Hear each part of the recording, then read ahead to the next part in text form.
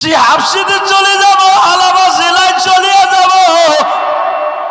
আমি আর এই শহরে থাকবো না, মদিনা জেলায় থাকবো না, আমি চলিয়ে যাব হাফসিতে, আমি চলিয়ে যাব সেই হালাবায়। নবী একটা কথা বলে দিয়ে যান। নবী আমার বলে, বেলাল রে ঠিক আছে তুই চলিয়ে যাস। বাবা যান এখন দেখেন তো চোখে এক ফোঁটা পানি আসে কিনা। আমার নবী যখন 12 রবিউল আউয়াল 9:30 থেকে 10:45 ভিতরে বিদায় নিবে, বেলাল রে ডাইকা ডাইকা কয়, বেলাল রে যাই গো বেলাল যা।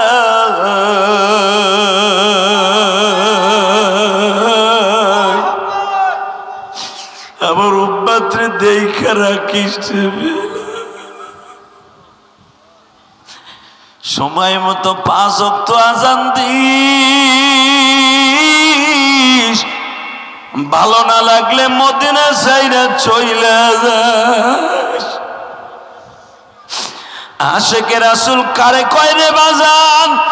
আমরা শুধু জিলাফির আশেক,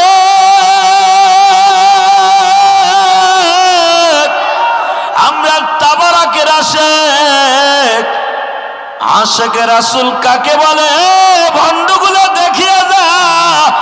এই সদরপুর আল্লাহর বান্দার নবীর প্রেমে বেদনায় ব্যথিত হইয়া কান্দে। হুজুরের কিছু কিছু সাহাবী ছিলেন, যদিও দেখতে কালো, কিন্তু তার চেহারাদের মধ্যে এত বরকত ছিল, মানুষ কালো মানুষের দিক চাইয়ে থাকতো। যেরকম তার ভিতরে নাম ছিল হযরত বেলাল। কি নাম? আর একজনের নাম ছিল খুবাইব। এই দুজনের চেহারা কিন্তু কালো ছিল। ও বাবা, হযরত বেলালের চেহারা এমন একটা কোয়ালিটির চেহারা ছিল, বেলাল রৌদ্রে দাঁড়াইলে সুবহানাল্লাহ বিহামদিহি, চেহারার মধ্যে এমন একটা বরকত ছিল, মানুষ কালো চেহারাটা দেখলেই পেটটা ভরে যেত। হালাকি আমাদের দেশে সবচেয়ে সুন্দর চেহারার মানুষ দেখলে কি পেট ভরে? চাচা আগ করে রয়েছে, কিছু কয় না। চেহারার সবচেয়ে দামি চেহারা দেখলেই পেট ভরে। হালাকে বেলাল এমন একটা কালো মানুষ হওয়া সত্ত্বেও কেউ তাকাইলে বেলালের এত ভালো লাগতো, যত সময় তাকায় থাকতো ক্ষুধার কথা ভুলে যেত। বেলাল কালো মানুষ হয়ে যদি তার চেহারা এত বরকত থাকতো, একমাত্র বেলাল আমার নবীর চেহারার দিকে ফোকাস দিছে বিদায়, এই চোখ দিয়ে চাইছে বিদায়, নবীর ফোকাসে বেলালের চেহারা উজ্জ্বল হয়ে গেছে।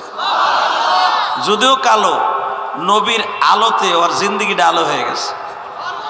আপনাদের জানা আছে বেলাল এমন একটা কোয়ালিটির মানুষ, আমার নবীর রওজাটা যে খুলে বছরে 2 বার, এই রবিউল আউয়াল মাসের একবার খুলবে হুজুরের রওজা, আর একবার খুলবে হজের মাসে। বাজান রে, এই যে হুজুরের রওজাটা যে খুলে চাবি দিয়া, এই লোকটা কিন্তু বেলালের বংশের মানুষ। আরো জোরে কোন বেলাল রাদিয়াল্লাহু তাআলা আমার নবীর জীবনের এমন করছে, চেহারা যদিও কালো কিন্তু নবীর ফোকাসে এলম আলো হইছে। সুবহানাল্লাহ বিহামদিহি, সুবহানাল্লাহ।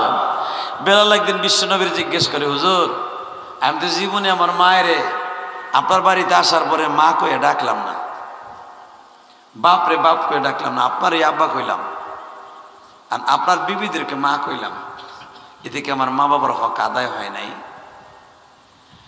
নবী আমার বলেন, বেলাল রে আমি সমস্ত উম্মতের বাবা।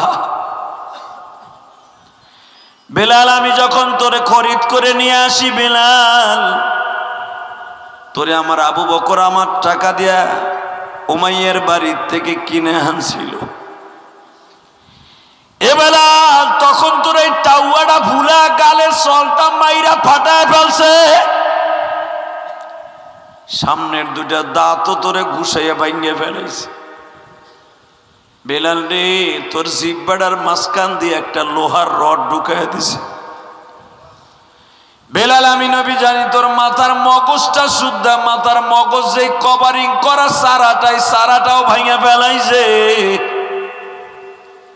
বেলাল তোর এই হাতগুলা মুসরাই মুসরাই ভাঙিয়া ফেলাইছে, হাত লড়াইতে পারস নাই। আমি নবী তোর হাতগুলারে টাইনা টাইনা সোজা কইরা মাওলার কাছে দোয়া করছি, মালিক যেই হাত দিয়ে আমার বেলাল তোমার কালেমায় এক খোদা বলে বিশ্বাস করছে, ওই হাত আমি অসুস্থ দেখতে চাই। বেলাল রে, তোরে যখন আবু বকর আমার শ্বশুর বাড়ির বারিন্দায় ফেলায় রাখছে, মনে হয় একটা জবাইকৃত গরু, তুই লড়াচড়াও করতে পারস না। আমার আবু বকর তোরে কান্দে করে নিয়ে আসছে। আমি নবী তোর জিহ্বার মধ্যে আঙ্গুলটা দিয়ে যখন একটা ঘষা দিলাম, জিহ্বাটা আমার মওলা সুস্থ করে দিল। আমি নবী তুই জানোস রে বেলাল, তোর ঠোঁটের মধ্যে আমি চুমা দিয়েছিলাম। বাজান, যেই ঠোঁটের চুমা লাগলে জাহান্নামের আগুন আরাম হয়ে যাইত।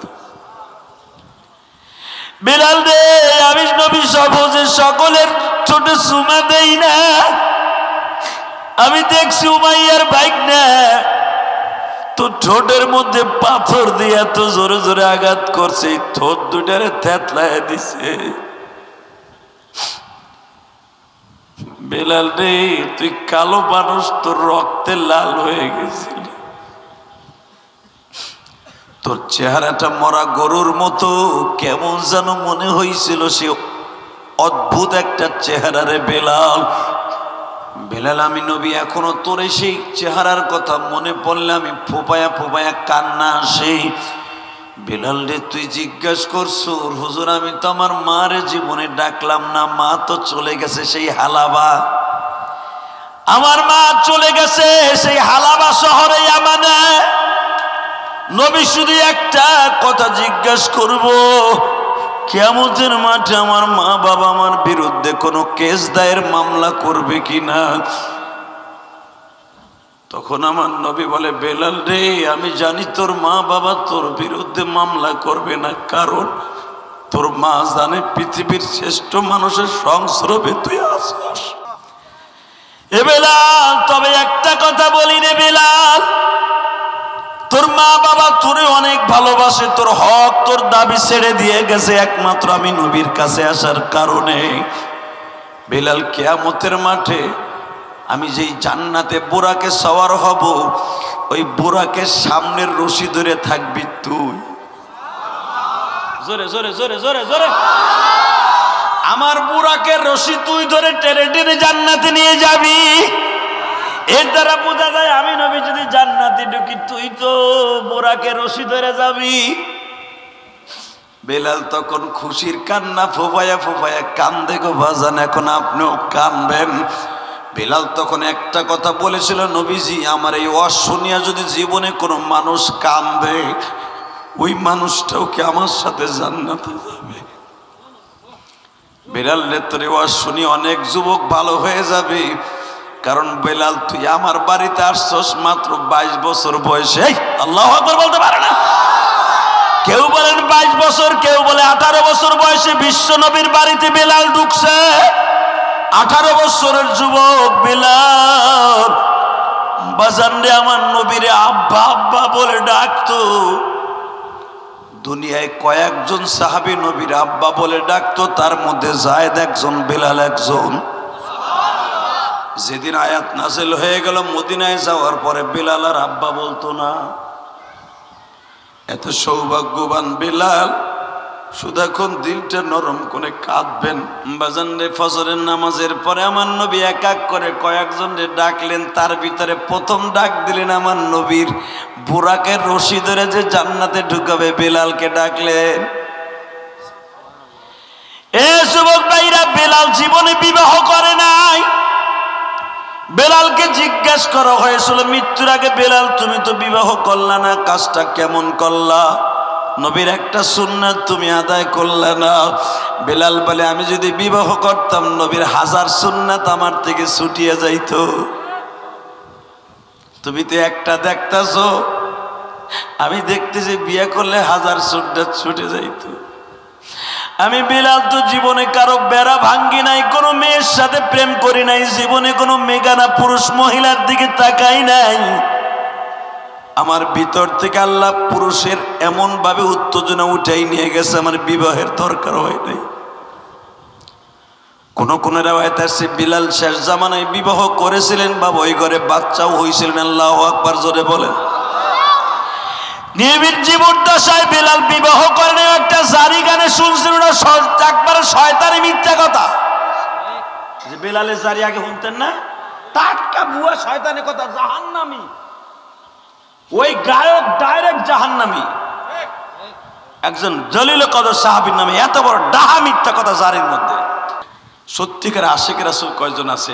বেলালকে নবী ডাক দিয়েছে, বেলাল রে আয় তোর লাগে জীবনের শেষ কথা কই। সবাই কয় সব কথা, বেলাল কয় আর এক কথা। বেলাল কয় মানি শেষ কথা মানি, কই যাইতেছেন? বেলাল আমার ভিসা পাসপোর্ট ওকে, একটু পরে আজরাইল বিমান লয়ে আসবে, আমি মওলার কাছে চলে যাব। বেলাল বলে দুনিয়ার সব মাইনা নিব, মসজিদ নববী থেকে ইমামের মুসাল্লা খালি হবে এটা মেনে নিতে পারবো না। এ বেলাল, দুনিয়ার চিরদিন মানুষ বেঁচে থাকে না গো বেলাল, তবে আমি যাইবার আগে তোরে দুইটা অনুরোধ করে যাই রে বেলাল। আমি যখন দুনিয়ার থেকে বিদায় নিব, তুই মসজিদে নববীতে আর আজান দিবি কিনা আমি জানি না গো বেলাল, তবে বেলাল আমি তোরে অনেক ভালোবাসি, তুই আমার অনেক ভালোবাসোস। তোর সাথে কিয়ামতের মাঠে আমার দেখা হবে, কিন্তু যাইবার আগে একটা অনুরোধ করে যাই রে বেলাল।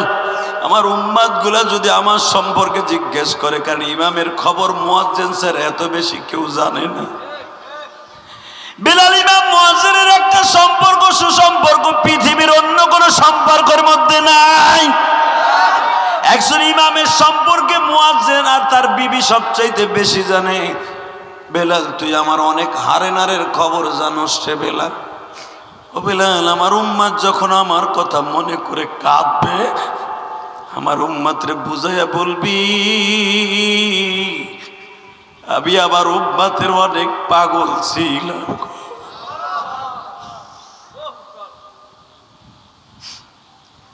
বেলাল বলে নবীজি আপনি যদি আমার ছাড়িয়া যান তাহলে একটা অনুমতি দিয়ে যান, আপনি চলে গেলে আমি এই মদিনায় আর থাকুম না, আমি আমার বাবার দেশে চলে যাব, যে হাবশিতে চলে যাব, হালাবা জেলায় চলে যাব। আমি আর এই শহরে থাকবো না, মদিনা জেলায় থাকবো না, আমি চলিয়ে যাব হাবশিতে, আমি চলিয়ে যাব সেই হালাবায়। নবী একটা কথা বলে দিয়ে যান। নবী আমার বলে বেলাল রে ঠিক আছে তুই চলিয়া যাস, বাবা যান এখন দেখেন তো চোখে এক ফোঁটা পানি আসে কিনা। আমার নবী যখন 12 রবিউল আউয়াল 9:30 থেকে 10:45 ভিতরে বিদায় নিবে, বেলাল রে ডাইকা ডাইকা কয় বেলাল রে যাই গো বেলাল যা,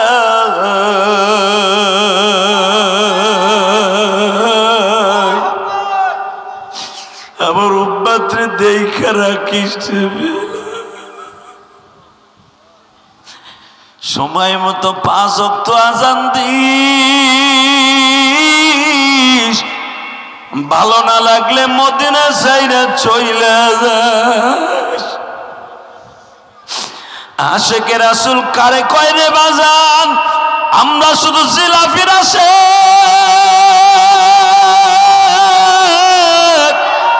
আমরা তাবারাকের আশিক। আশিকে রাসূল কাকে বলে? ভণ্ডগুলো দেখিয়া যা, এই সদরপুর আল্লাহর বান্দার নবীর প্রেমে বেদনায় ব্যথিত হইয়া কান্দে।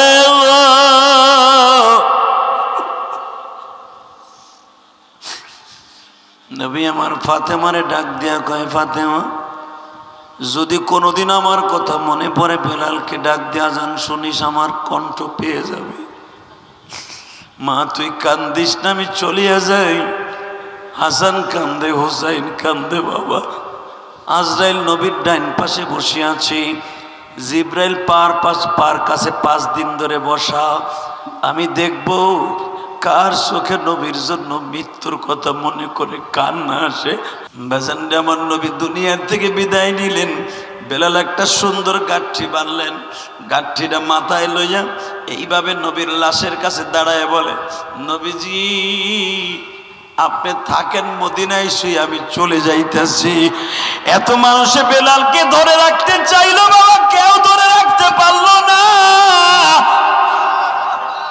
বেলাল চলিয়া গেল তার গন্তব্যস্থানে, মসজিদে বেলাল যেখানে বলা হয়।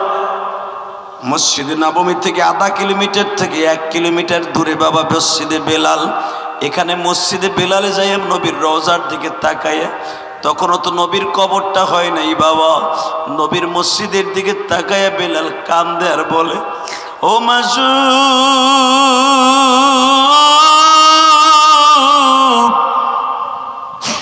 সবই ভুলে যায় মাসুক,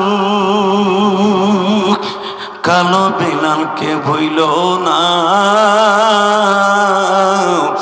তুমি ভুলে গেলে বেলাল বাঁচতে পারবে না। বাজানরে মসজিদ বেলালের কাছে বসে বসে বেলাল কান্দে, আমিও দেখতেছি আপনারা ওই সদরপুর বসে বসে কান্দেন।